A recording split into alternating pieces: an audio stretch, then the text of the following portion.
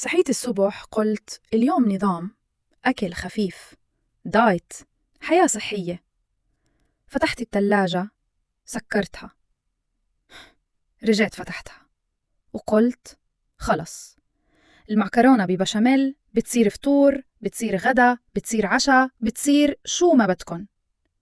بلشت بحماس شيف عالمي، منغلي مي ومننزل المعكرونة بقلبها لحتى تستوي، وأنا ناطرة كل شوي بس بدي دوق إذا استوت. بالنهاية نص الكمية راحت تجارب علمية. بين ما تستوي منجهز طبقة اللحمة والبندورة يلي بتعطي لذاذة كتير الطبق، والريحة صارت إعلان رسمي للبيت. الكل بلش يسأل شو في أكل؟ مين طابخ؟ وأنا ولا شي، بسيط. وصلنا للمرحلة الخطيرة، والبشاميل طبعاً أساسي بهالأكلة. منحط معلقتين زبدة أو سمنة مع 3 ملاعق طحين، منحمصه منيح، وبيضلوا حرك وأقول لحالي أنا ليش حاسة حالي بدرس فيزياء مو طبخ؟ بعدها منضيف 3 أكواب حليب سائل مع التحريك المستمر حتى ما يصير عنا تكتلات. وإذا صار في تكتلات عادي، منسميها لمسة فنية. ومعلقة ملح وماجي حسب الرغبة.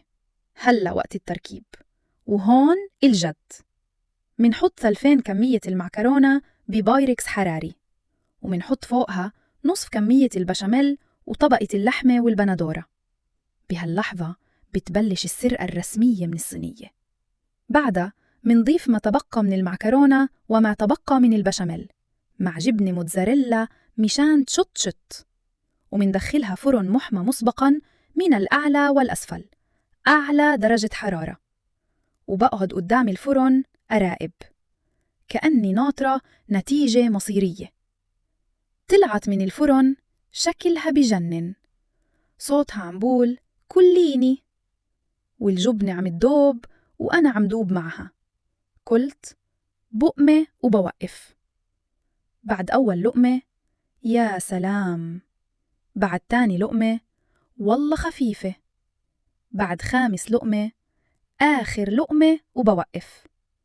بعد 10 لقمة مين أكل الصينية؟ استنوني بقصة دايت جديد، قصدي طبخة جديدة.